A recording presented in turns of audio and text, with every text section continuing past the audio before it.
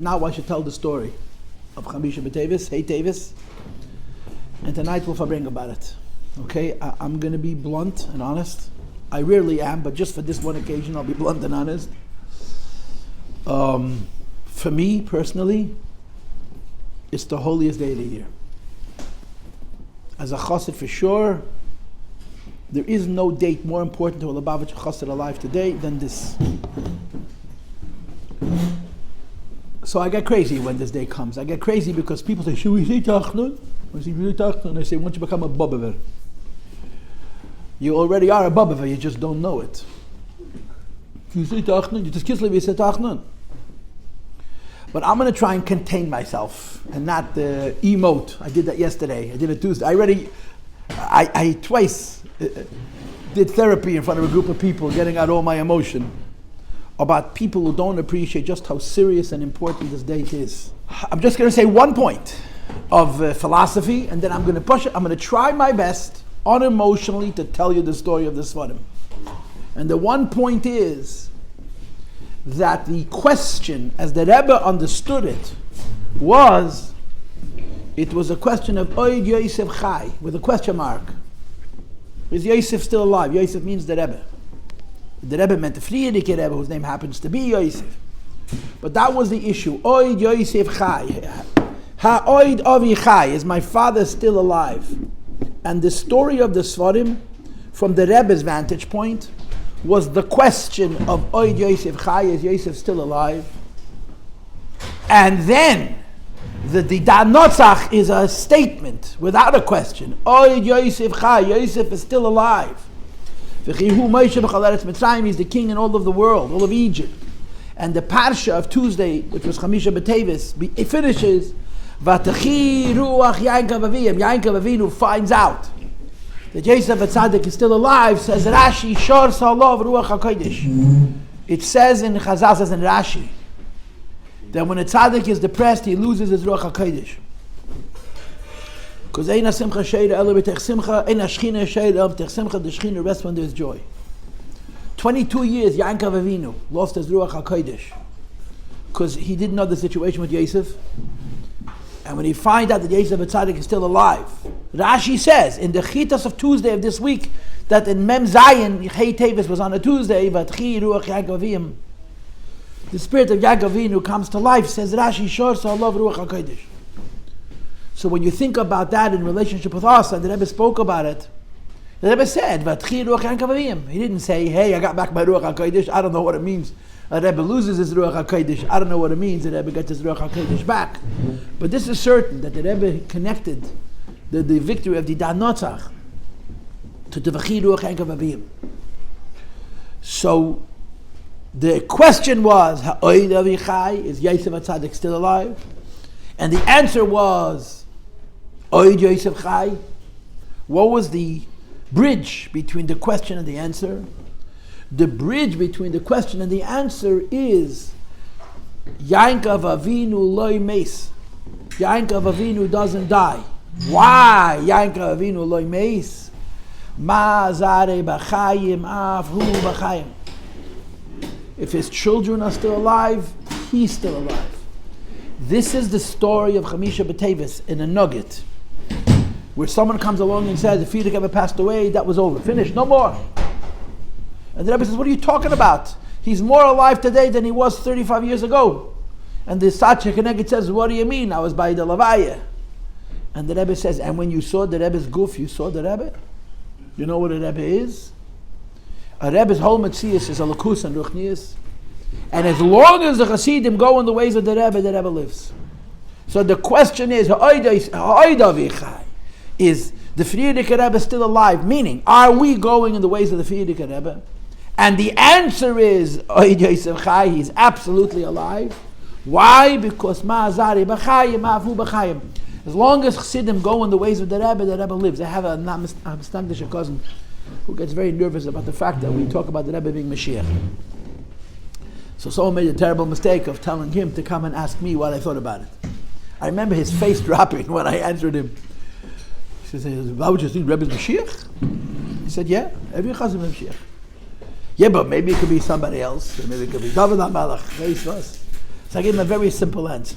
I said, listen, it's so many and so many years since Gimel Tammuz. Right? How many years since Gimel Tammuz? It's 22 years plus since 28 years plus. The numbers make me crazy. Since Gimel Tammuz, yeah? If the Rebbe's influence in the world would stop, I would agree with your question. But the Rebbe's influence in the world is growing. Every year it's more. This is why Chassidim say the Rebbe's Mashiach as opposed to David HaMelech or the Baal Shem Tov or the Rambam. Because the Rebbe is living on earth. You see it b'metzius.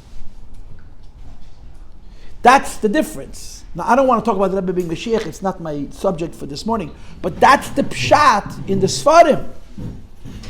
That the Taina was, Friedrich Rebbe passed away. And the Rebbe's answer was, Friedrich Rebbe passed away? I see more life now than I saw 30 years ago. And guess what? Just to play a game of Desh Rishumis, there were 36 years between when the Rebbe became Rebbe and the critic of the Sfarim and the Didai Natzach, and it's 36 years since Didai Natzach until now. It's exactly 36 years. Every year the Rebbe is more living. And the story of the Sfarim is that the life of a Rebbe is defined by Ruchnias. So this is the end of my Ruchnias Dika pitch. Now, believe me, that I'm Poshet going to tell you the story. I'm going to Poshet tell you the story, how it happened, physically, the way I understand it, of course. The beginning of the story is that in the history of Chabad, there were a number of Rebbes who passed away. And as a rule, when a Rebbe passed away, there was a division of his estate. Now, I don't know what happened when the Alter Rebbe passed away. Were the Alter Rebbe's Sfarim, the Alter Rebbe had 3 sons. Were the Alter Rebbe's Sfarim divided amongst his 3 sons? Was the Alter Rebbe's Nechos divided amongst 3 sons? Or did the Mittel Rebbe take it all? We don't have a record of that. I don't know. When the Mittel Rebbe passed away, the Mittel Rebbe had 2 sons. The Tzemach Tzedek wasn't even a son. Tzemach Tzedek was his son-in-law. What happened to the wealth of the Mittel Rebbe? What happened to the library of the Mittel Rebbe? There's no record. We don't know. But when the Tzemach Tzedek passed away, there is a record. When the Tzemach Tzedek passed away, there were 6 sons left. Tzemach Tzedek had 7 sons and 2 daughters. But one passed away during his lifetime, would leave 6. And there was a dinteda over the Yerusha. The 3 biggest Rabbanim in Lubavitch, you imagine a Rav sitting at a dinteda with the Tzemach Tzedek's children, Reb Peretz Chaim, Reb Diteres Chesed, Shnei Zalman, Fratkin, Dalbine Rav, and Rabbi Yosef Tamarkin. These were Go'onei Olam. These were Chassidim who knew the whole Torah. And they presided over the Din Torah between the 6 brothers, and they argued over the Yerusha. The Reb Marash was by far the youngest, and his older brother, who was the biggest Lamdan, says to him, I don't understand, you're 32 years old. How do you know so much Nigle? So the Reb Marash said famously, Du bist älter in deine Jahren, ich bin älter in dem Tatens Jahren. You're older because you lived more years. I'm older because I was born when my father was older when I was born. And there was a big, I don't want to use the word fight, but it was very unpleasant. And the Rebbe Marash was Meisei Nefesh. The Tzemach Tzedek had left certain instructions about his estate that he wanted the Ksavim, the manuscripts, to stay in Lubavitch. And the Rebbe Marash was Meisei Nefesh to keep the Ksavim in Lubavitch. So there was a Chalukah of a Yerusha.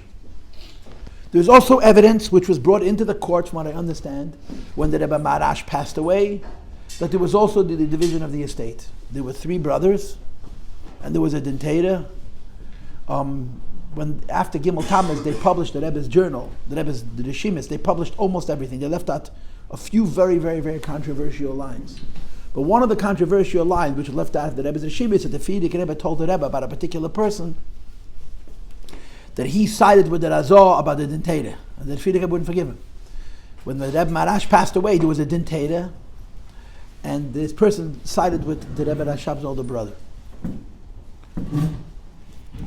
This is the precedent, that when the Rebbeim passed away, there was a division of the estate. But it's also clear that the Rebbe Marash felt there shouldn't be a dintera. He went along with it, but there shouldn't have been a dintera. He should have stayed in Lubavitch.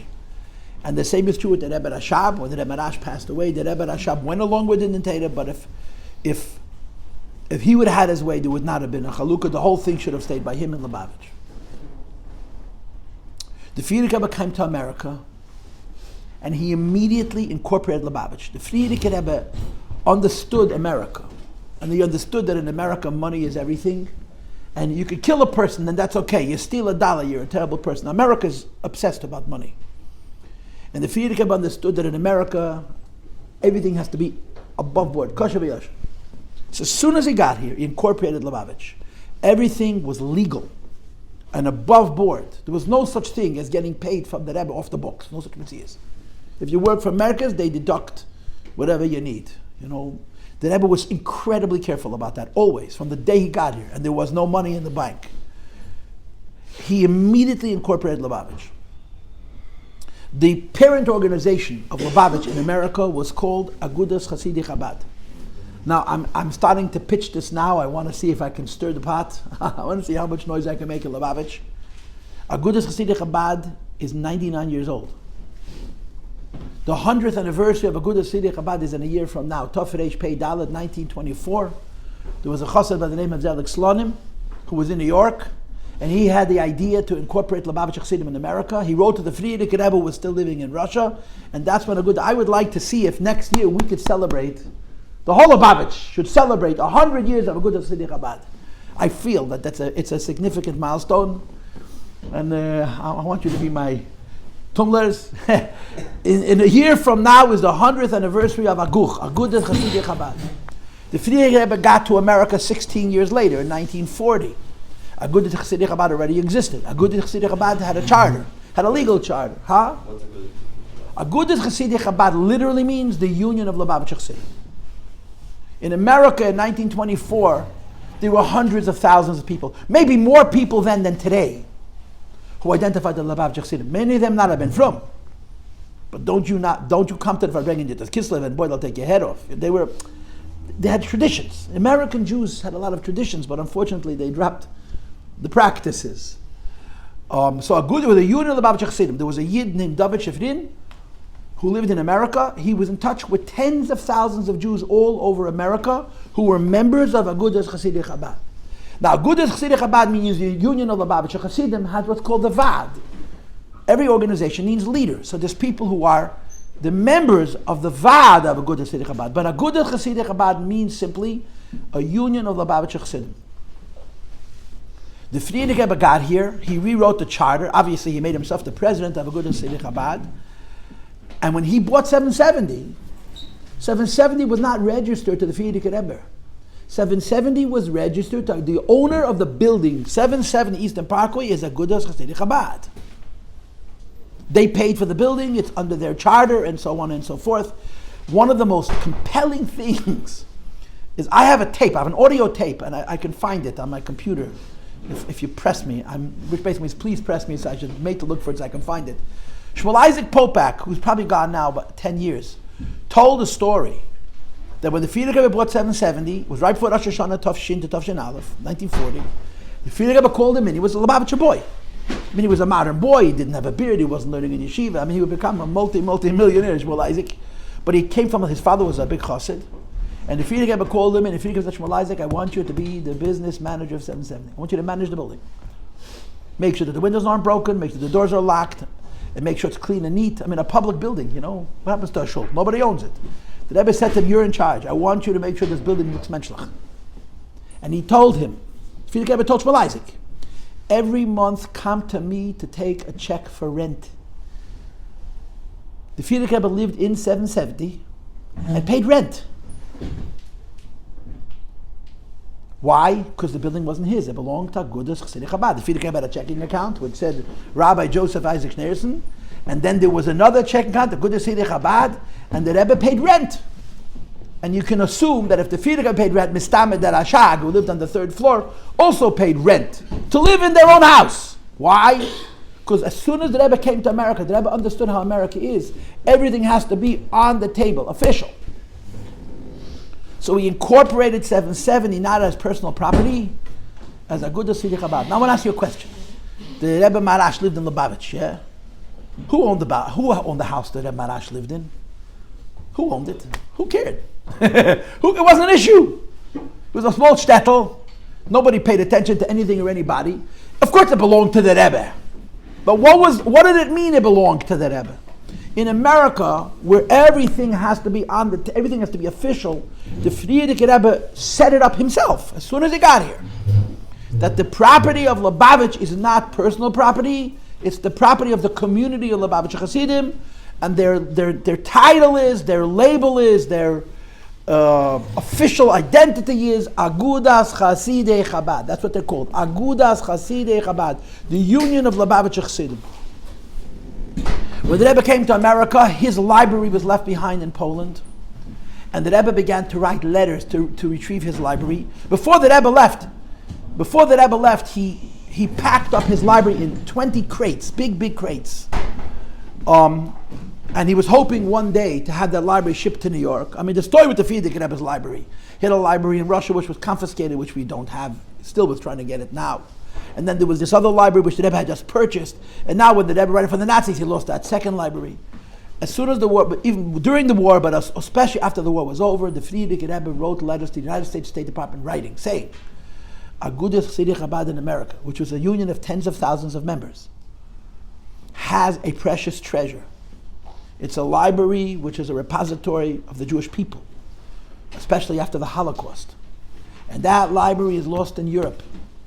I'm asking the United States government to do everything in its power to retrieve that library as a public trust of the Jewish people in America.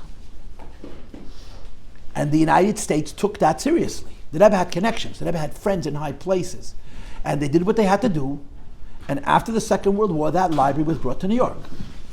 Now, if you know the happenstance, the hashgacha pratis, the Eibishter's sense of humor, the way I understand it, the library was in 20 crates. 19 crates arrived. Those 19 crates were put into shelves in the basement of 770 where the Frierdiker Rebbe's library was housed. The problem was the 20th crate was the most precious. The one crate that didn't get here had all the ksavim. The original Chassidus was lost. And in the 1960s and 1970s, some of these books started rolling into people come to 770 and selling 770 a manuscript, $2,000-$3,000 for a bichel of Chassidus. And the Rebbe says, this is mine. Why am I paying for it? This is the Frierdiker Rebbe's library. No one knew where it was. It took them years and years and years. And you know how book selling, it's a very dirty business. They would take a manuscript, you tear it in half, now you got 2 manuscripts. Then you burn the edges, so you lose some of the words, but you make it look more expensive, you charge more money. You come to a Lubavitcher Chassid, and you're selling him something which belongs to the Lubavitcher Rebbe, you charge him hoin to your face. It's a rip-off on top of a rip-off on top of a rip-off. They eventually traced half of that 20th crate to a Warsaw library, and in 1974, the Rebbe sent people to Poland to microfilm that ksavim. And one of the stories about the Chodesh Kislev was that the books came back. The ksavim came back a few days before the Rebbe went home. I heard from more than one person. The Rebbe went to the library to look at the ksavim, and he was looking through the ksavim, and as the expression is, as the Rebbe looked through the manuscripts, you watched him heal. Watched him heal. And gewann for them gesund. They got back the ksavim. The physical copies or the originals, the microfilms they got in 74. After Gimel Tammuz, the second half of that crate showed up in Russia. I don't know how it got into Russia, but that's where it showed up. And a lot of things have been published from that other half of that 20th crate. But the Frierdiker Rebbe wrote letters saying that this library is the property of Agudas Chasidei Chabad. It's a public library. And it's a treasure of the Jewish people, and the United States government should invest itself in retrieving this library, and they did. Now, of course, one of the important little details about the Pashas HaSfarim is that you know how lawyers work, right? Lawyers collect papers. Why? They charge by the hour. The more papers they collect, the more time it takes to collect them. So they came. The Rebbe met the lawyers a few times in the summer of 1985. So they came into Gan Eden Atach. They came into the Rebbe didn't meet them inside his room, met them in front of his room, with a cart, a legal cart. You know those wheels you have, shelves on this side, shelves on this side, full of hundreds and hundreds and hundreds of papers that they collected from the Rebbe's library, which proved our case that the Sfarim are public, that the Sfarim are not a private property. The Rebbe walked out of his room holding one piece of paper. And he said to the lawyers, this is all you need. And he said even more, all it can do is create haze over this. All you need is just one piece of paper. The judge, in his verdict, quotes that one piece of paper that the Rebbe gave them. It was a letter written in 1947, after the war, from the Frierdiker Rebbe to a Professor Marx. I think he was the bibliothek at the JTS, the Jewish Theological, the big conservative seminary in New York, where the Rebbe writes to him that the library is the property of Lubavitch Chassidim in America, Chabad America, and he asks him to use whatever connections he has to retrieve the library. So the Rebbe came to this country, the Frierdiker Rebbe, and in full admittance, traditionally, the relationship between the Rebbe and the Chassidim and his private property, his public property, was all very hazy. But when the Frierdiker Rebbe got to America, he made it all on board, all legal, kosher. Then the Frierdiker Rebbe passes away.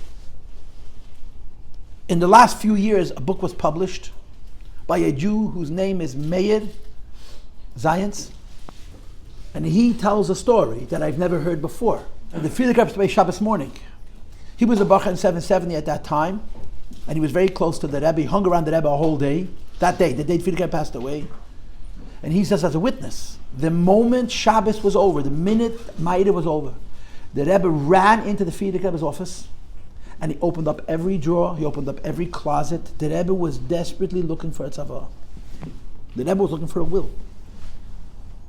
And he didn't find it. No will of the Frierdiker Rebbe was ever found. Was it written? I think that the Frierdiker Rebbe wanted us to have his will. He would have figured out how to get it, pull it off. He was he was on the ball, the Frierdiker Rebbe. He was not bad. He was pretty cool. I doubt it, but there are people who say that it's entirely possible that the Frierdiker Rebbe's will was destroyed. I personally don't believe that. And again, it's just personal opinion. I know that the Frierdiker Rebbe was the kind of chevra man. If he wanted there should be a will, he would have made sure the will was arranged. The fact of the matter is that the Rebbe looked for it as soon as Shabbos was over, and he did not find it. So the will of the Frierdiker Rebbe, and when I say the will, I mean what he wants, became a matter of conjecture. So first of all, you all know that in that one year there was a terrible, I don't know what word to use, about succession.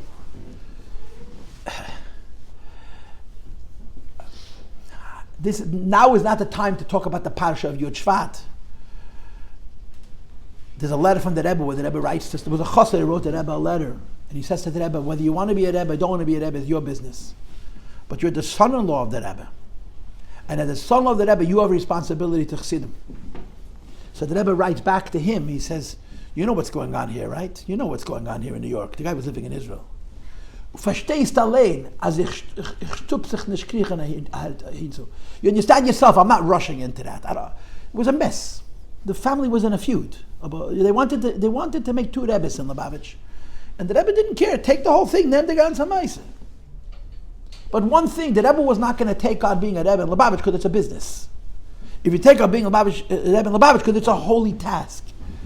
And I think it's fair to say, I think it's correct to say, I don't think this is an exaggeration. Chassidim changed the Rebbe's mind.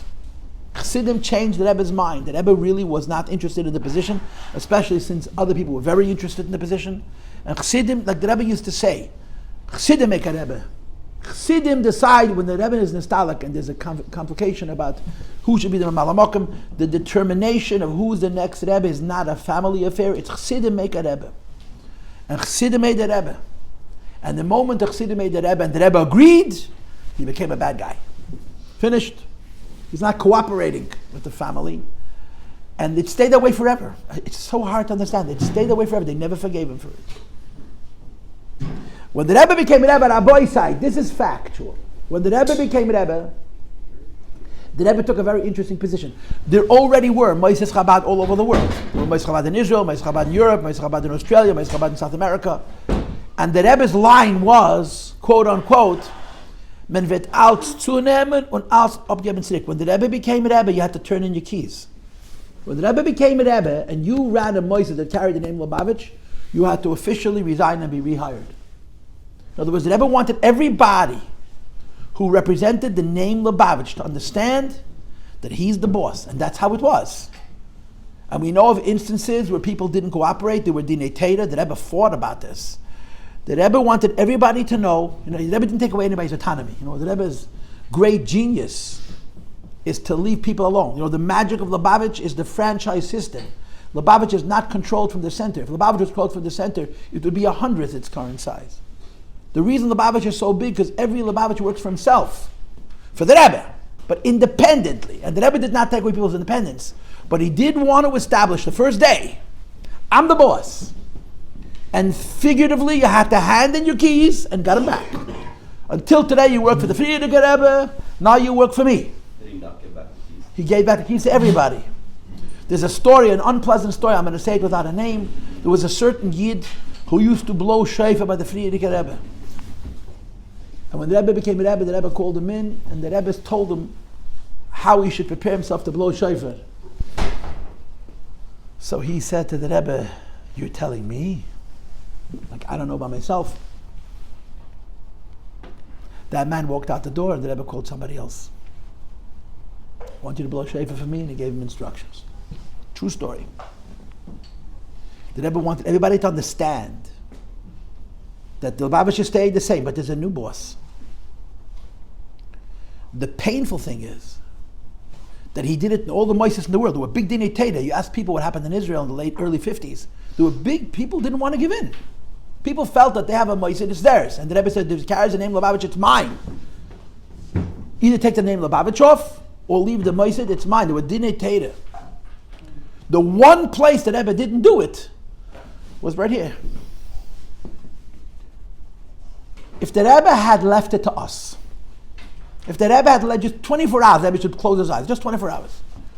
We would have gone into 770, we would have gone into that apartment on the second floor, we would have packed them up, the books and the furniture and all its ding, and we would have moved them to a house on President Street, and the Rebbe would have moved into 770. This business that the Rashag lives upstairs in 770 and the Rebbe lives on President Street is unheard of. It's so obscene.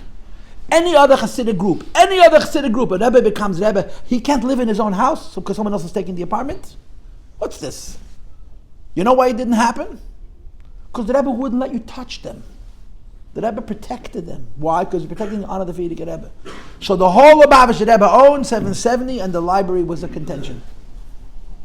And the Rebbe called in Chassidim from the very beginning, right away. And he says, I want you to know the Rebbe told 3 Chassidim, maybe 52, until the library is by me, the Nesiyas is nit b'shleimus. Until I have the library, my BiTeves is not complete.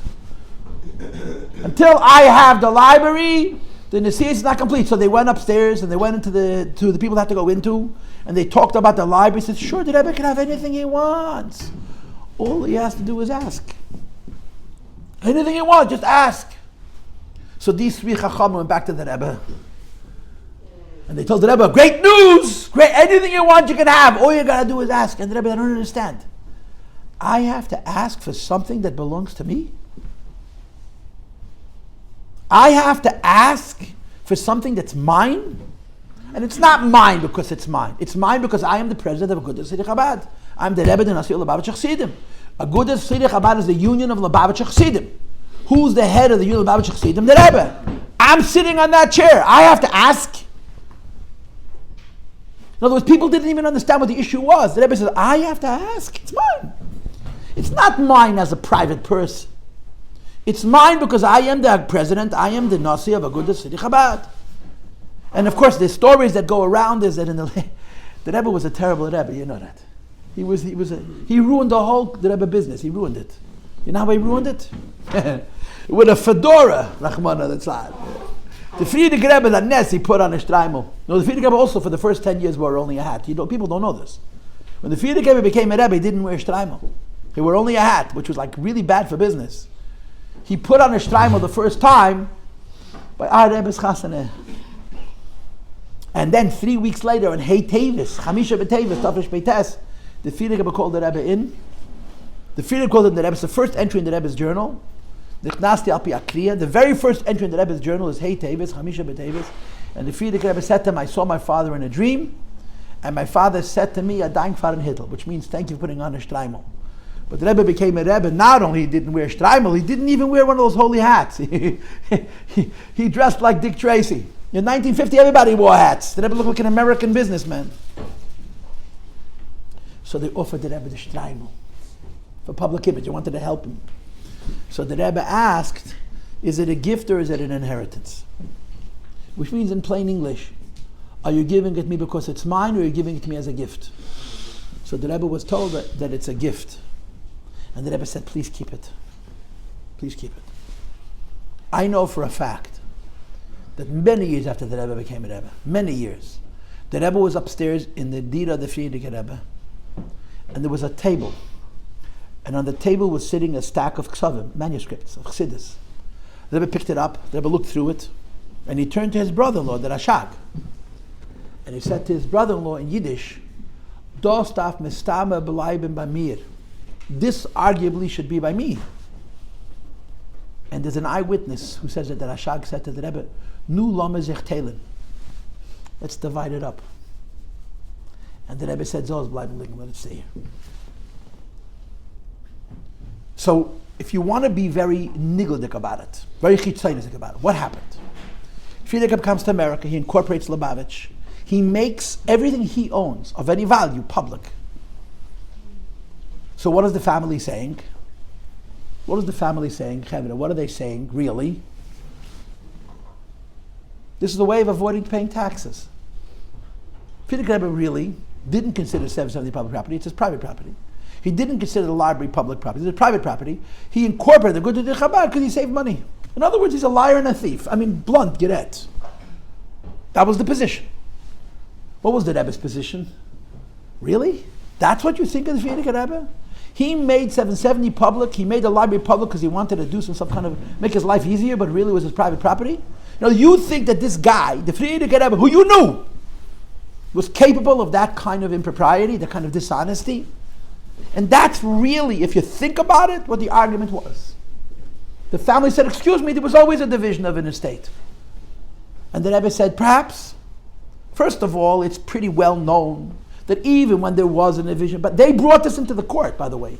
The Tzaddik Keneged brought into the court this raya from the Remarash. When Remarash passed away, there was a division of the estate. It's a fact.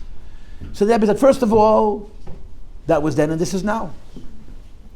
And second of all, when the Rebbe Rashab went to a Din Torah, he didn't want it. He felt that it shouldn't be.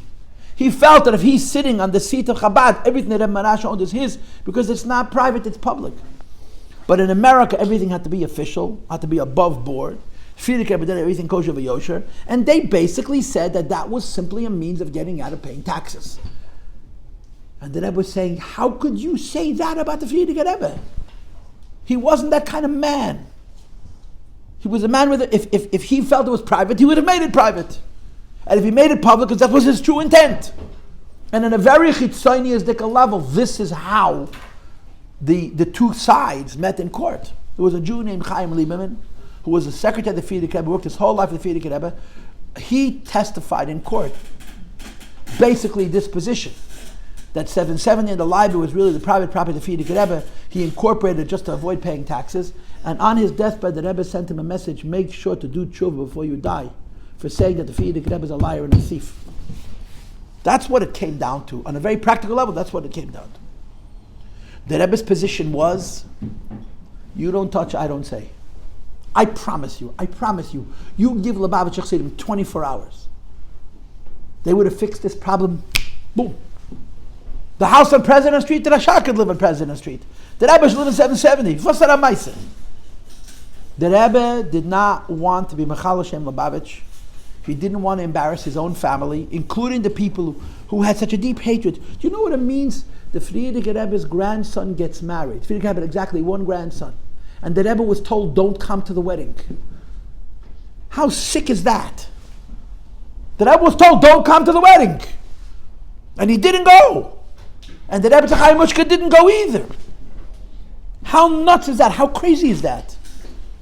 It's unbelievable. It's just mind-blowing. And at the same time, the Rebbe was doing everything in his power. Let's keep it quiet. Let's not embarrass anybody. 1971, on Sarah BiTeves, which is a few days from now, the Rebbe Tzachai passed away. When she died, she left a will. What I'm about to say, I heard from one of the Rebbe's secretaries, but Yaman Klein told me personally that when she passed away at the end of the fast, the Rebbe called in the secretaries and told them what's going to happen. how the Levaya is going to be, how the Shiva is going to be, how the year. The Rebbe was going to say Kaddish for her for a whole year. Later that night, the Rebbe was told to come upstairs to the second floor. He went upstairs. They showed him the will. The Rebbe came downstairs. He slammed his door. The Rebbe was really upset. He called the secretaries back in and he said these words: Alle Pläne sind im Bottle, sag mir wenn der Ohren geht. All the things I told you are off the table. There's no Kaddish, there's no Shiva, there's no nothing. Tell me when the Levaya starts. I'm going to go to the Levaya. The Rebbe did not say Kaddish for her. The Rebbe was so upset. Huh? Did the Rebbe say Shiva? Of course they said Shiva. It's not a shayla. She wrote a tzavah. And in the tzavah she basically said 40% one daughter, 40% the other daughter, the 20% is the grandson. Her property, she divided it. The Frierdiker Rebbe had not left a will, so she wrote the will. Now, to be honest, in her schus, she was being led around by the nose. I don't think this is what I don't think she had her own mind. Rebbe Tzacham did with Frierdiker Rebbe's wife, but the fact of the matter is she wrote this will. And the Rebbe knew about it. Most of us didn't know about it. Most of us didn't know. Nobody understood what was going on. No one understood how deep this was, how personal this was, how much it hurt the Rebbe. And the Rebbe's position was, you don't touch, I don't touch. And that's how it stayed. One of the most upsetting parts of Lubavitch history is the Rebbe began to print Maimorim of the Rebbe Rashab. The first thing he printed was the Samach, then he printed the Samach Vov, and then he printed the Eter, and then he printed the Ayin Beis, and then he printed the Ayin Ches, whatever it is. The Rebbe printed Chassidus of the Rebbe Rashab from copies. Copies from Chassidim. Because he didn't have access to the originals. You know where the originals were? They weren't in Russia. They were in 770 Eastern Park on the second floor. And all he had to do was ask. And he wasn't going to ask. He wasn't going to ask. Because it's his.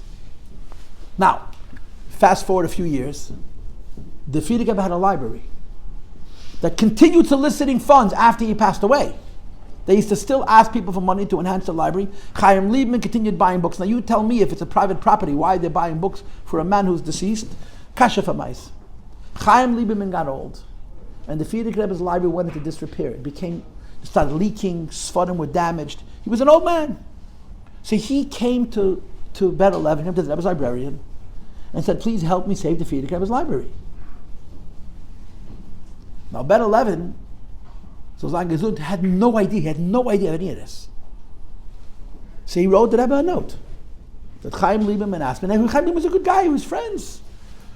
Asked me to help with the Frierdiker Rebbe's library, and he got an answer from the Rebbe, which shook him to the core. And the Rebbe says, you want to work for me and be involved in politics? And you want to involve me in the politics also? And the Rebbe writes to him two choices. Either you work for me, or you can go work for him. You can't work for both, because you're not going to schlep me into politics. He had no idea where this came from. He didn't even know what this was about. Because their whole taina was that this is separate, this is not the Rebbe's. And mitamol, they want the Rebbe's help. The Rebbe says, you can help them, you can work for me, but you can't do both. But the library is falling to pieces. So this is a very complicated story. The Rebbe gave reluctant reshus to help them repair the library, but they had to hire a new younger man, Wilhelm, who now works in the Rebbe's library. He worked in the Frierdiker Rebbe's library. You know, in 770 upstairs there's a pushka. You know what I'm talking about? There's a big pushka. That's probably one of the richest pushkas in the world. People put tons of money into that pushka. The label of that pushka was Bedek Habayis, to repair the house. The money from that pushka was collected, and with that money they redid the upstairs of 770. 770 on the main floor is actually very beautiful. It was done by Chaim Baruch. He's a very capable man. The money to repair 770 upstairs came from that pushka. But when they finished those expenditures, there was still money. They asked the Rebbe permission if they could use that money to repair the Frierdiker Rebbe's library. The Rebbe somehow gave permission. Later on, the Rebbe wanted an account of every penny. And they started to help Chaim Liebman and Frierdiker Rebbe's library. This is all private, right? They're doing it. The money from tzedakah that was given to the Rebbe 770 is being used to help the Frierdiker Rebbe's library because Chaim Liebman is an old man. But the Rebbe made it very, very clear. Do not mix me in that library. We're separate. In other words, either it's mine or I want nothing to do with it. And of course, the end of the story was that in 1985, Barry took Sfarim. Berke came into 770, he took Sfarim. 770 had full-time closed-circuit monitoring. You couldn't go into the library. Everything was being watched on a camera. There was only one time when those cameras were turned off. When the Rebbe was farbrengen, for technical reasons, they had to turn those cameras off. And he knew it. So while the Rebbe was farbrengen, he would sneak into the library. There was one closet where all the precious, they had a closet full of Sfarim, where each volume was worth thousands of dollars, and he started to empty the books. He took over 400 Sfarim, 430 Sfarim. Wilhelm, who was helping Chaim Liebman with this library, started to notice that books are missing. So it took a while till they figured it all out. They eventually put in closed circuit monitoring even during the farbrengen, and they caught him. And of course he was confronted. He says, "You're stealing Sfarim, give them back." He says, "They're mine." The famous conversation between the Rebbe and her sister. If the Sfarim are yours, why is your son coming like a Ganev in the middle of the night? So Chana got really upset. My son is nicht Ganev. My son is not a thief, but he took it like a thief.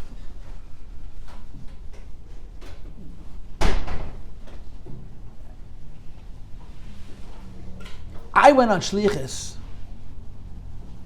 My Shlichus, Gimel Tammuz was Shabbos, 1985. That's now how many years ago? It's 38 years ago.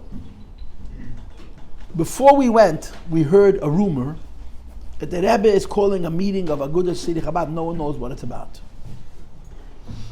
We went on Shlichus Sunday. Our Shlichus started on Monday, Hey Tammuz. That's the official date at the beginning of our Shlichus.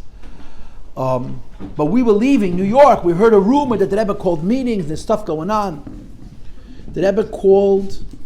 There was Agudas Siddiq Chabad had a charter, right? There were people on the charter, but the Agudas Siddiq charter was made in 1940. That was 1987. A lot of the people on that charter had passed away, but there were enough people still alive. You know, Rabbi Mentlik, the old timers, and Ashag, and Zalman Garari, the Rebbe, Chadakov. And the Rebbe said, there's something happening that requires us to renew the charter of Agudas Siddiq Chabad. They'll put living people in the place of the people who had passed, because there's an issue that we have to deal with.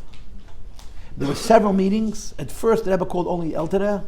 Then the Rebbe called younger people, you know, like Rabbi Shem Tev and Rabbi Moshe Hurst, and these people, David Raskin, Yankel Hecht, and he put them on the charter. The Rebbe explained to them what's going on, that the Sfarim were taken, and we have to fight this battle. 35 years in the waiting. And the Rebbe left it as long as they left it. Now he took Sfarim.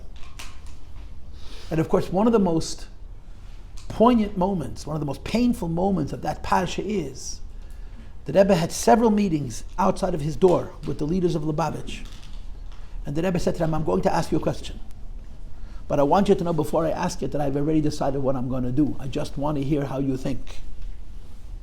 Which is very weird. No, I know what I want to hear what you think. And the Rebbe said, Barry took Sfarim. He's claiming they're his. When they belong to us, they belong to me, they belong to Aguch. Should we fight or should we settle? The Rebbe asked that to the leadership of Lubavitch. Should we fight or should we settle? Should we go to court and fight this out, or give him what he wants and let him go away? So there was somebody there, one of the people in that assemblage, in good faith, he was a good guy, he was a Chassidish Yid, ala Zachen. When the Rebbe asked that question, what do you think? Should we fight or should we settle? He said to the Rebbe, I think we should settle, because Lubavitch doesn't need this now. In 1985, there's a mess, family feud, Lubavitch, a big world organization, the Mishpacha kommt nicht zusammen. And the Rebbe was really not happy with that answer. He slammed his fist into his door and he shouted, Nein, will nicht des Sfarim, will the Benkel. He says, no, we can't settle. Because this is not about books. This is about the Benkel. This is about the chair I sit on. Am I sitting on the Frierdiker Rebbe's chair, or did I create a new movement? And as far as the Rebbe was concerned, if he's not sitting on the Frierdiker Rebbe's chair, he resigned yesterday. He took the position as the Mamam Mokum of the Rebbe Rayatz. And the Rebbe said, this is an issue of Nesias. This is not a fight about books, this is a fight about credibility. Am I the continuation of the Frierdiker Rebbe's work, or am I not the continuation of the Frierdiker Rebbe's work? And the Rebbe said, we have to fight. So Rabbi Krinsky verbringed here once years ago, and he was involved No, the Rebbe said that this should really be held by Elter Chassidim, by people like Meir Rapson and Mendel Futterfass. He says, but you need people who understand legalese, so the Rebbe called it Yudel and Avremel. Now they're old men, then they were young men. And the Rebbe said, you have to handle this. And Berke is selling Sfarim, he's selling books. And Berke was very careful. Every sefer he sold was filled with a receipt. He didn't do it, he stole the books clandestinely, but he had the books appraised, and he sold them fair market value. Everybody who bought a book had a receipt. It was all on board. Because he felt like he's illegally, it's his. And the Rebbe and the Rebbetzin were ois mensch. And so they sat around. Bottom line is he went to Nat Lewin, to a lawyer, and said, what should we do? And Nat Lewin said, first thing you do is you make a lien. A lien means stop them from actually selling the books. In Hebrew it's called an equal. In other words, it's not yet the court case. It's simply saying, excuse me, wait. There's contention.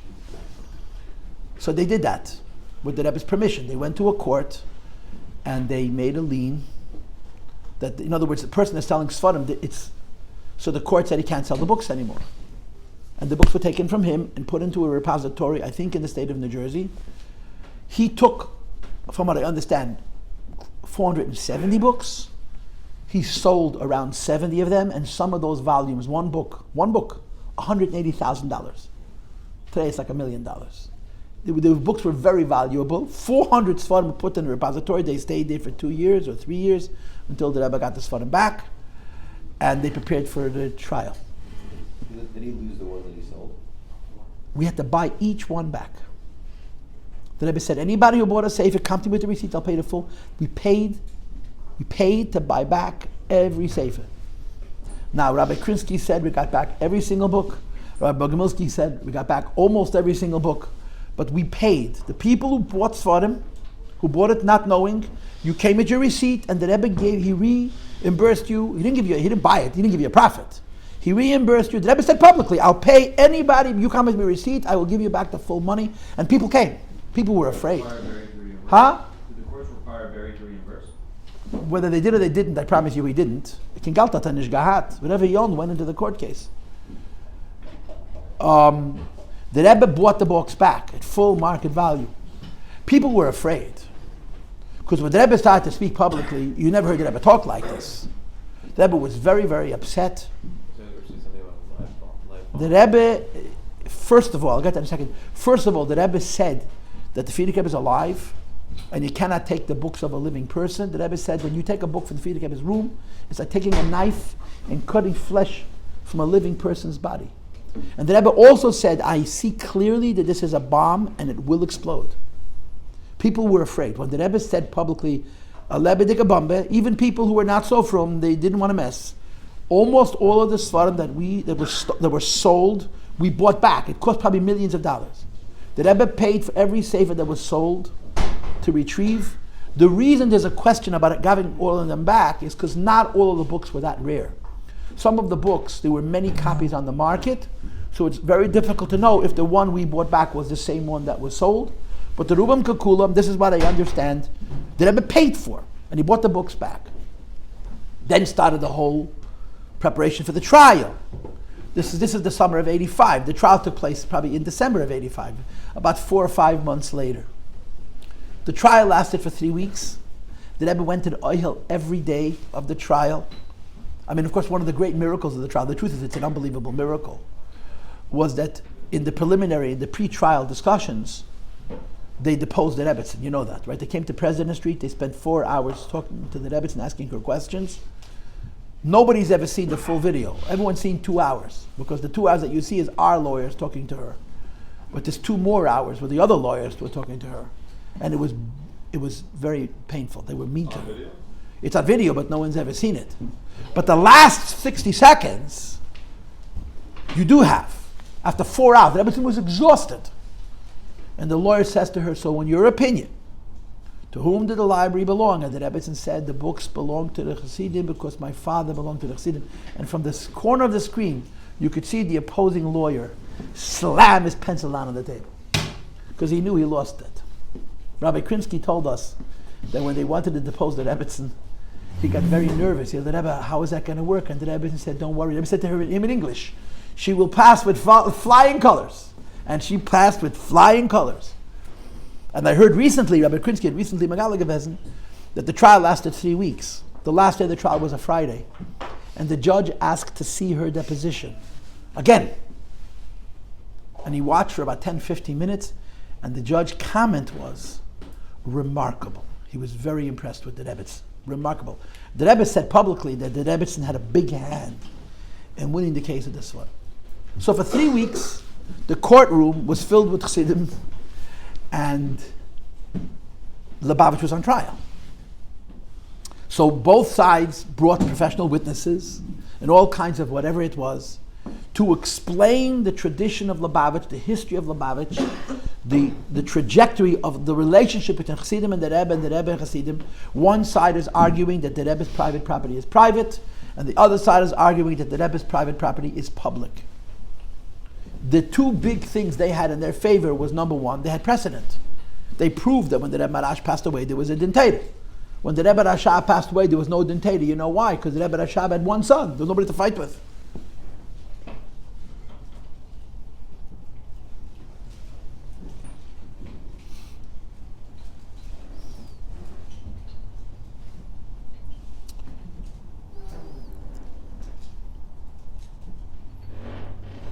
And the other thing that they had in their favor is that there's no such thing in American law as public property. There's no such thing, except government.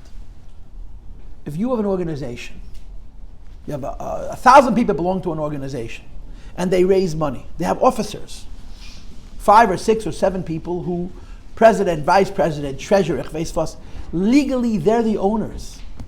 And they can do whatever they want. The 1,000 people who elected them don't have any power. In American law, everything has to belong to somebody. You can't belong to a community. If it belongs to a community, tell me who's the owner. And there have to be 1 name, or 2 names, or 3 names, or 4 names. Not everybody. So we came into the court and argued that this is public. That the Agudas Sidi Chabad is a public union of Lubavitch Chassidim that includes each one of us. And the building and the library and everything that belongs to all of us. There's no precedent of this in American law. So when we won the case, the judge actually created a new law. And the new law is that there's such a thing as public ownership. That thousands of people could own something together. They may have officers, people who are representing them, but those officers don't own it. It belongs to the public. I've been told that since then, there have been RICO cases, very complicated public cases, where this case was cited as a precedent for the idea of public ownership, because it didn't exist before. So the lawyers, our lawyers, when it came to the trial, wanted to discredit her will. They wanted to discredit her will. They wanted to say that she was Eva Bottle and she didn't know what she was doing. And the Rebbe says, no, don't discredit her will. Argued that it wasn't hers. And the lawyer said to the Rebbe, there's no such thing. It has to belong to someone. So the famous words of the Rebbe, the lawyer said to the Rebbe, do you want us to do what you want without our own opinions? The Rebbe says, no, I want you to use your own judgment. But I want to win you over that you should think like I'm thinking. Go into the court and don't say that the will was illegal. Don't say that she was Eva Bottle. Say it wasn't hers. And it was a very tricky case. And the lawyers argued what the Rebbe said, and they quoted that one piece of paper from Marx. And the judge paskined that there is a new phenomena of public and private. A few people run an organization, but it doesn't belong to them, it belongs to every member of the union. And as long as the Lubavitch Chassidim, the property of Agudas Chassidim Chabad is ours. And no one person can come along and sell it. It doesn't belong to him or her, it belongs to us. So there was this huge trial. And if you go into that court, it was like a Fabrengen. You learned about Maimid, and you learned about Tiskashrus, and you learned about all tradition. Now, if you ever read the judge's verdict, it took him a whole year to write. You see how he got it. The judge writes, after listening to 3 weeks of testimony and researching and studying it, he figured out that it used to be informal. In other words, you gave money to the Rebbe. If the Rebbe put it in the sewer, you didn't say boo. But there was this understanding that the money the Chassidim give to a Rebbe is based on this private-public arrangement. That even though the Rebbe is a private person, and the Rebbe can do whatever he wants, but it's a mix of private and public. And the judge writes clearly that in the old country it didn't matter, so it was done as a Ummah Fatzel. But in America and in the big city, everything had to be legal. So he writes, as soon as the Frierdiker Rebbe got here, he incorporated Lubavitch on the good of Sidi Chabad, and he meant it. He wasn't trying to avoid paying taxes. He meant it because it was really always that way. The Goy had us that had that even though in the old country it was never official, and that's why when the Rebbe passed, there was a dentator, and the Rebbe reluctantly went along with his brothers in dividing up the estate against his own judgment. But in America, everything had to be above board, and the judge understood that really always it was that way. That the pnimius of the Chassid Rebbe relationship is, to quote the Rebbetzin, the Rebbe belongs to Chassidim, and if the Rebbe belongs to Chassidim, everything he owns belongs to Chassidim, because the Rebbe can do whatever he wants. He's a king, has all the power in the world, but it isn't his. It's ours. And the Goy does the head. The Goy got this. And when the verdict came down, it was a Tuesday, Chamisha BiTeves Tafshin Mem Zayin. We won 100%. Everybody expected some kind of a settlement. The judge had a black and white verdict. The private property of the Rebbe belongs to every chassid. And as long as there's people who are carrying the banner of Lubavitch and living in the life that the Rebbeim set forward, it belongs to them. And it was 100% victory. Didan Notzach, beyond anybody's wildest. People who knew what was going on behind the scenes, they were afraid we would lose. Because there was no precedent in American law for public. Something belongs to a whole community, there's no such thing. There's a few officers, it belongs to them. They can do what they want. You know, when the shuls in the bad neighborhoods were sold, they were sold by the whole congregation. They were sold by the people whose names were on the charter. What about the rest of the people? Who cares about them? But a shul belongs, halachically, a shul belongs to a community. A shul in a city like New York, according to Jewish law, belongs to every Jew in the world. You cannot sell a shul in New York City without permission from every Yid in the world. There's no such concept in American law. This case created that model, that idea, that something which is being managed by one person or a few people is really the property of the whole community, and it's theirs. They tried going to Dintara? What happened was, because we made the equal, because we went into a court to get him to stop selling the Sfarim, they wanted that. Their lawyer said, we started in court, we're going to finish in court. They didn't want a dentator.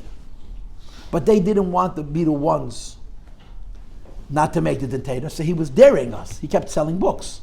So we had no choice but to make it equal. And that's how they got us into the court. Nat Lewin said publicly, he says, the first time in my entire career as a lawyer that someone came to me with a page of the Shulchan Aruch. When Yudel came to him the first time, the Rebbe sent him with the page of the Chesha Mishpat, explaining the heter to go to a Erkois. Why Hapi Allah he was allowed to go to a Goyish court, even though according to Jewish law, a Jew and a Jew have a dispute, you have to go to a Bezdin.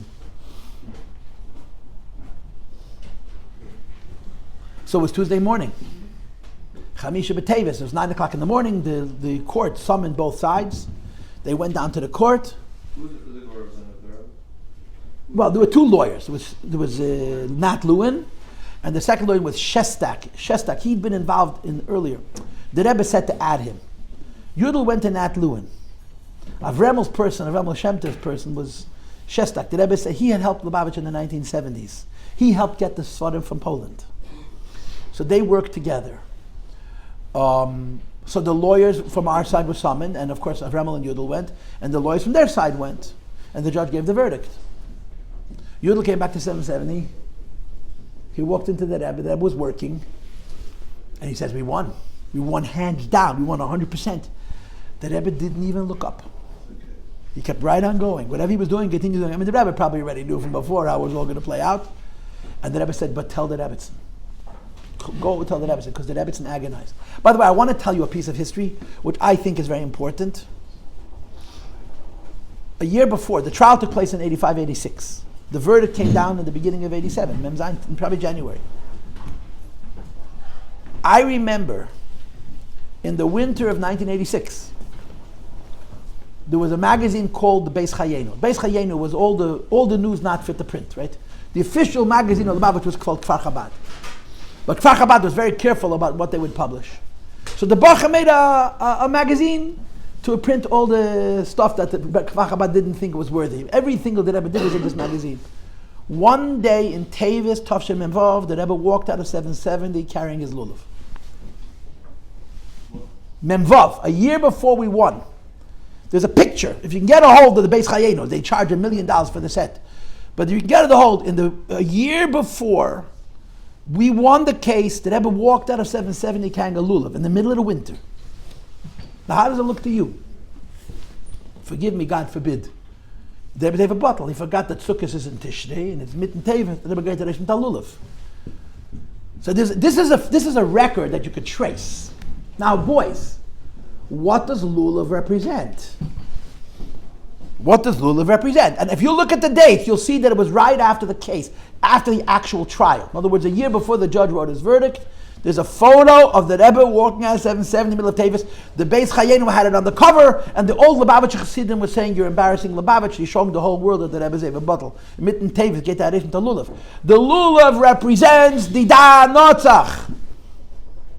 The Medrash says, when two nations fight a war, and then the war is over, how do you know who won? The one that makes the parade. And the Medrash says, what's the parade? The lulav is a spear, and the esrog is a, I don't know what to call it. They didn't have grenades in the times of the Medrash. But the Medrash says that the lulav and the esrog are the Dan Notzach. The Rebbe walks out of 770 in the middle of the winter, right after the trial, which was a year before the verdict. And please, like I always tell people, do not trust me, look it up. Get a hold of the what do they call it? The Beis Chayenu magazines. I have the whole collection someplace. But the Rebbe walked out of 770 holding a load. They put it on the front cover. And the old Chassidim was screaming, Meshuggah! What's Meshuggah? The Rebbe walked out mitten Teves from the lulav. I said, yes, so you put a picture. No, it's embarrassing the Rebbe. Why? Because the Rebbe forgot Nebuch. It's not Sukkot, right? The Rebbe didn't forget nothing. A year before the judge Paskin, the Rebbe held a lulav. The Rebbe knew way before how it was going to play out. So the Rebbe didn't react at all. There's a tell the Rebbe. Shoy. Comes time for mincha. In those days, the Rebbe davened mincha upstairs in the small zal. So they said to the Rebbe, there's a lot of people came to daven mincha. If the Rebbe wouldn't mind going, and says, okay, I'll go downstairs. The Rebbe came downstairs. The walls were shaking. There were people who were out cold, shikir, done, finished. The party started at 9:30 in the morning. Now it's 2:30 in the afternoon, 3:15. The place was rocking. Everybody came. The Rebbe walked to the front of the shul and made believe he doesn't see. He didn't swing his hands. He didn't smile. He showed I lived nothing. Goonish. No reaction at all. This is after the verdict came out? The day the verdict came out, we partied for a week. I missed it. I was in California. The Rosh wouldn't let us come in. But for a week, from Tuesday morning till Monday night, 770 was non-stop fabrengen. And in the middle you had an asara BiTeves, don't ask. People didn't eat asara BiTeves, but they just kept eating for Matzah Shabbos, you understand? they didn't stop on time in the morning. The Moshe Rebbe was here, got very upset. He wrote to the Rebbe, don't ask. But a week, we partied a week. Anyway, I'm in California. We got the news when we came from the mikveh. It was about 9 o'clock. Chassidus in California was 7 to 8:30. Shachar was 9 o'clock. So we came back from the mikveh 10 to 9 and we did Danotzach. Don't ask. I mean, we, in our way, we did what we could do. We was God's feilach.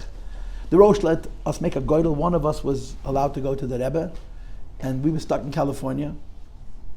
We were 3 hours behind. So 3:15 in New York was 12:15 in California. So of course we put on the hookup of that mincha. They didn't say tachnon. And don't even think about saying tachnon, hey Teves. Don't even think about it. And any old croak who has questions about saying hey tachnon, in my opinion, he doesn't see the Rebbe as a Rebbe. The Rebbe is different than the Frierdiker Rebbe. If you have a question, if you should say hey tachnon today, then you should say tachnon for sure, without a question on your diskis. Otherwise, you're messed up. You're messed up. You don't get it at all. You think it's a fight about books. It's not about books. It's about Benkel. Anyway, in middle of Chazar Sashat, Yonis and Hackner, Zozagazun gets on the mic. The Rebbe asked for a chumash. In other words, the Rebbe sort of noticed that there's something happening. The place is crazy. And the Rebbe macht dich nicht wissen für die ganze Meise. In middle of Chazar, the Rebbe asked for a chumash, and after mincha, the Rebbe spoke a sicha. That sicha has in it a detail that's mind-blowing. It's unbelievable. And I'll talk about it more tonight, and I'm going to stop now. I'm not going to keep you a whole day. The Rebbe spoke about the Sfarim 3 times, and I'll talk about that tonight. He spoke about it in the summer of 85. He spoke about it during the actual trial, which is December of 85, January of 86, Chanukah, Memvav. And he spoke about it again when we won. When we won the trial on Tuesday, Chamisha BiTeves, about 36 years ago today, Memzai, 36 years today after Mincha, the Rebbe spoke a Sikha, and the Rebbe said, the reason there was a case is because there is an argument, these are the Rebbe's words directly, as Agudas, Chasidus, Chabad is nish genug active. Agudas, Chasidus, Chabad is not doing enough. And that's why there was a case. And the Rebbe said something unbelievable. The Rebbe said it's impossible to say we haven't done enough. It's impossible to say we haven't done enough. The Alter Rebbe had a kitrug because they weren't doing enough. The Mittel had a kitrug because they weren't doing enough. Our Rebbe says in front of a room full of us, fed post-Holocaust Jews, it's impossible to say that we didn't do enough. It's impossible to say that we didn't do enough. So if we did enough, why is there a case? The Rebbe says, my only answer is because the Eibishter wants us to do more. That's what the Rebbe said. It's impossible to say about our generation, about the shluchim of our generation, about nish getan genug. The only explanation is they want us to do more. Anyway, we partied for a week.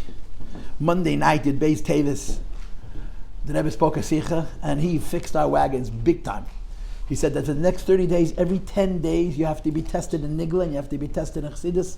And the Rebbe said, if you don't take a test, I'm going to assume that means that you're not prepared for the test. And the Rebbe said in Yiddish, Mer felde nicht. You know what that means? There can't be anything worse than that. If I don't get your marks, I'm going to assume that you were not prepared for the test. And I can't tell you how bad that is. Mer felde nicht. I heard a story. I have a woman that I work with. It's a very Hasidic lady. Her name is Chana Gorowitz. She was related to my grandmother. My grandmother was married twice. Her husband was killed in the war. So my father called my grandmother Mumma Rachel because she was a stepmother, and Chana Gorowitz called her Mumma Rachel because she had been married to her mother's brother. Kusha died. She was killed by the Nazis. So my grandmother, who was then about 75 years old, calls up Chana Gorowitz, who was a very Chassidish woman, and she says to her, the Rebbe wants everybody should do a test every 10 days. I want you to do the test for me, and I want you to send into the Rebbe a report of what I did. My grandmother never learned a day in any school. Forget about a yeshiva. She didn't learn nothing. She grew up in Russia. So Chana Gorowitz tells my grandmother, the Rebbe meint nicht dir. The Rebbe doesn't mean you. The Rebbe doesn't mean you. You could, okay, you're good. So my grandmother says to her, nein, nein, nein. Ich will sein verschrieben beim Rebbe. I want to be recorded by the Rebbe. And so they made a deal, what you would say, extra tillim, and every 10 days they reported. It's a beautiful story of a simple woman. Ich will sein verschrieben beim Rebbe. I want to be written down by the Rebbe. It's a beautiful story. It's just, if you knew her, you would be surprised that this happened. You didn't think that she had that sensitivity. She was a great mother. She was a great balabasta, but she was an uneducated woman. But she wanted, ich will sein verschrieben beim Rebbe. So for 30 days, everybody, I remember the Gemara, I still remember Daf tested, and yet the Rosh will never forgive him because he had no mercy. He gave us tests and he marked them so strict.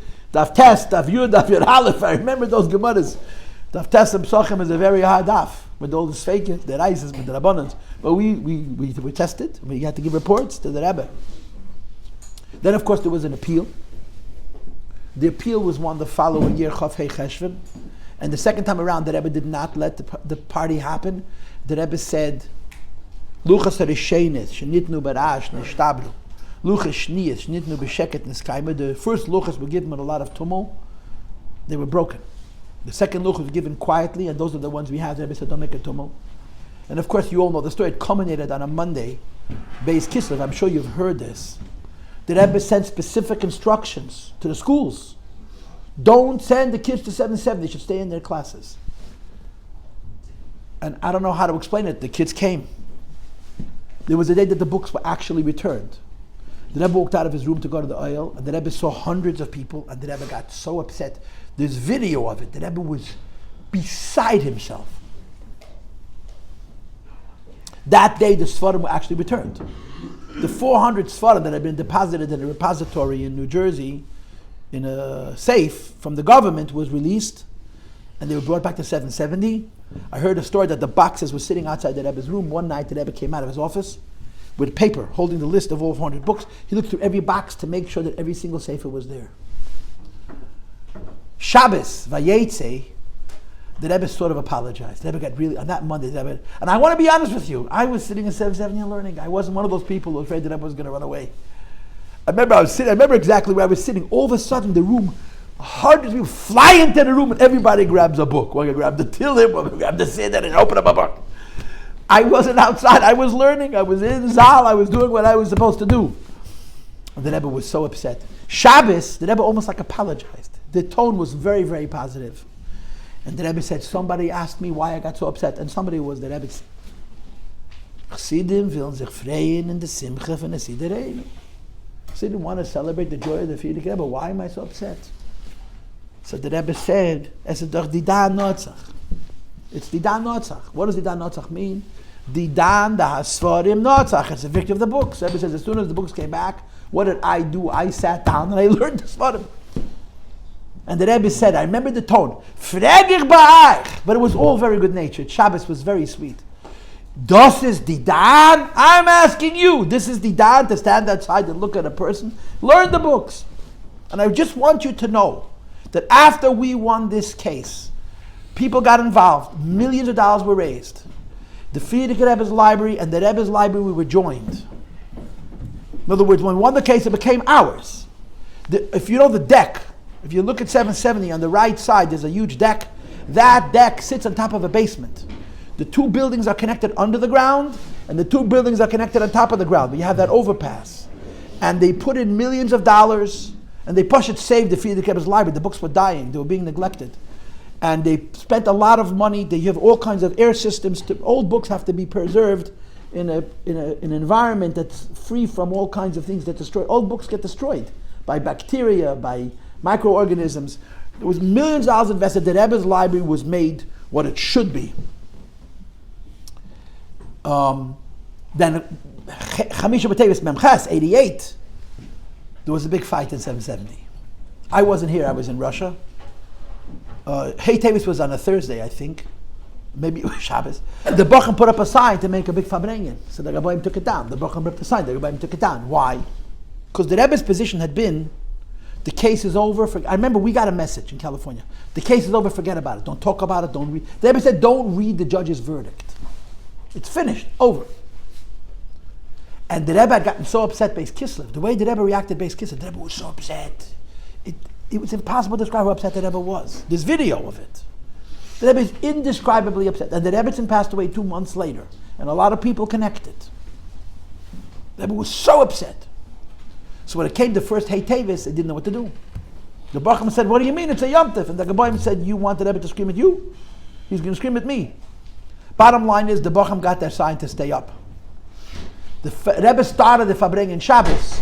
But there's a sign on the wall that says, Yom HaBoed Teves. And the Rebbe said, L'shana Acheres Kovu. But the Gemara says about Chanukah, that the miracle of Chanukah happened. It wasn't made until Yom Tov right away. It was made the next year. So officially, the establishment of the Yom Tov of Chamisha BiTeves is not 36 years ago. 35 years ago, Tov Shin Memches 88, the Rebbe made it into a Yom Tov. And the Rebbe said, Hagim, Teves, you buy Sfarim. Teves, you fix old Sfarim. Teves, you build libraries. Teves, you enhance libraries. And the Rebbe asked especially that people, the Rebbe made a public request, an official request, that people who have Sfarim, whether they're new Sfarim or they're rare Sfarim, to send them to the library of Agudas Sidi Chabad. The Rebbe made an official pitch, an official appeal, that people should send Sfarim to the Rebbe's library. And from that point forward, every year, Chamisha BiTeves, the Rebbetzin passed away, the Rebbe stopped Fabrengen, the Rebbe used to give dollars. The Rebbe once gave dollars to buy a sefer. I'm giving you $1 to buy a book. Not for tzedakah, to buy a sefer on Chamisha BiTeves. There were some things that happened that were unpleasant. The facts were someone beat up Chana. There was a personal suit made against the Rebbe for incitement. It was very unpleasant. The fight didn't finish. The case was not fully over till 1990, till Tafshin Nun. From Rabbi Krinsky, I heard it was the end of Sukkot. From somebody else, it was Teves. Bottom line, it dragged on a couple more years until it was over, finished, completely over. When it was completely finished, Rabbi Krinsky, I heard it from him directly. He went into the Rebbe and he told the Rebbe, it's done, no more, over. And the Rebbe said in Yiddish, if the case is over, I can go say Chassidus. And I don't know when the Rebbe did that, because the Rebbe has stopped saying my modem. If that's the case, you can go say Chassidus. Zol zayin shalom in the ganze Welt, zol zayin shalom in Eretz Yisrael. That's the quote. There should be peace in the whole world, and afterwards the Rebbe said, there should be peace in Israel. But those are the Rebbe's words. Because the whole Kitrug was a question of the Rebbe's continuity. And now that it's over, so the continuity is established. Now, the last thing I'm going to tell you is that in 1992, Nun Beis, the year of the stroke, Hey Teves was on a Thursday, like it was this year. Shabbos was Ayin Teves, and the Rebbe spoke about the Sfarim again, as he did each year.